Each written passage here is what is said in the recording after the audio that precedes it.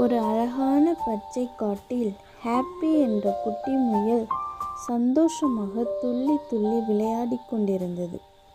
அப்போது அது ஒரு அழகான பூவை பார்த்து நின்றது. அந்த பூ நல்லது செய்வதே உண்மையான மகிழ்ச்சி என்று சொன்னது. அந்த நேரத்தில் ஒரு நீல பறவை பறந்து வந்து கீழே விழுந்த ஒரு குட்டி எறும்பை காட்டியது. இதை கண்ட ஹாப்பி முயல் தயங்காமல் அந்த எறும்பை மெதுவாக தூக்கி மரத்தடியில் பாதுகாப்பாக விட்டது. உடனே பூவும் பறவையும் சந்தோஷமாக சிரித்தன. வானவில் தோன்றியது.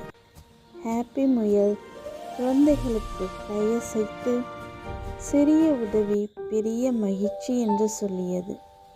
இதை கேட்ட குழந்தைகளும் நல்லது செய்வோம் என்று மகிழ்ச்சியாக சிரித்தனர்.